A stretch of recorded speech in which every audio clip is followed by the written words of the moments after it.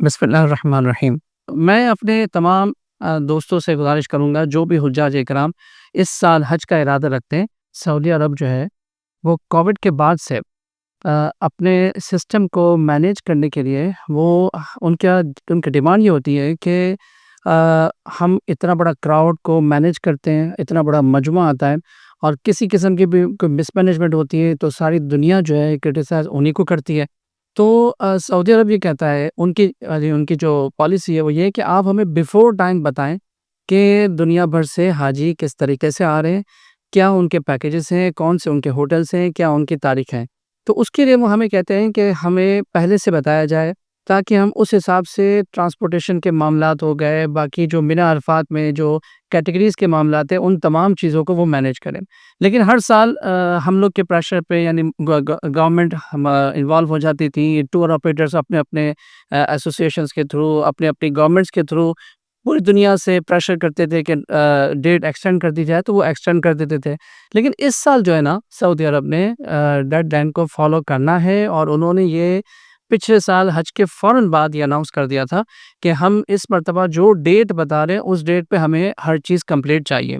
اور اب انہوں نے جو ڈیٹ بتائی ہمیں 25 مارچ، یعنی 25 مارچ جو ہے وہ ہمارے لیے تمام حج آپریشن کو مکمل کرنے کی آخری تاریخ ہے۔ اس آسرے میں نہ رہیں کہ ہم آخری وقت تک بکنگ کراتے رہیں گے اور آخری وقت تک سعودی عرب ہمیں ایکسیپٹ کر لے گا، یہ ایسا نہیں ہے بالکل بھی۔ اس مرتبہ پوزیشن بالکل چینج ہے، اس کو ہمیں سمجھنا ہوگا اور سعودی عرب نے کلیئر اپنی باتیں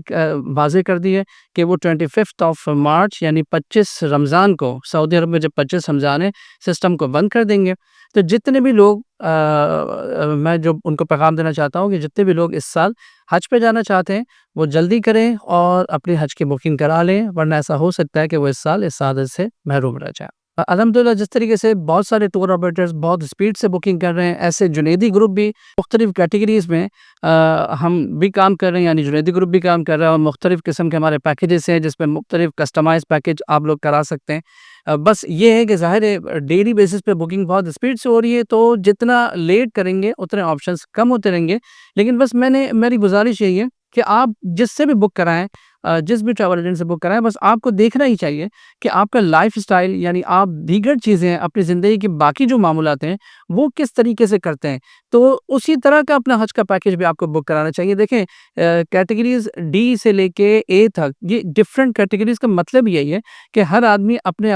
اپنے لائف اسٹائل کے حساب سے جیسا اس کا طور طریقہ ہے اس حساب سے پیکیج بک کرائے۔ لوگ یہ کہتے ہیں کہ یار نہیں بس ٹھیک ہے، اپنی باقی چیزوں میں تو لوگ اچھی سے اچھی چیزیں رکھیں گے لیکن حج ہی کرنا ہے یار، بس فرض ہے پورا کر لیتے ہیں۔ اس طرح کی اگر سوچ کریں گے تو اتنا خرچہ کر کے بھی جا کر وہاں پر آپ صرف تکلیف کو ہی فیس کریں اور وہاں پریشان ہی رہیں اور پھر وہاں جا کے سوچیں کہ یار ہم کچھ اچھا پیکیج کرا لیتے تو اچھا ہوتا۔ اس سے بہتر ہے کہ ابھی اس چیز کو غور کریں گے، جیسا آپ کا لائف سٹائل ہے ویسے پیکیجز بک کرائیں۔ الحمدللہ پاکستان کے اندر یہ اللہ کا شکر ہے کہ آپ کے پاس بہت ساری ورائٹیز ہیں، آپ کے پاس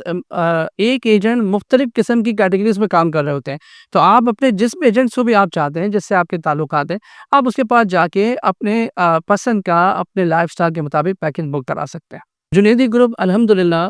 پچھلے سال اگر آپ نے ہمارے پیجز پر آپ نے ویڈیوز دیکھی ہوں گی، خاص کر عرفات میں اور منی میں بھی ہم نے جو سروسز حاجیوں کے دی وہ پورے پاکستان میں، یعنی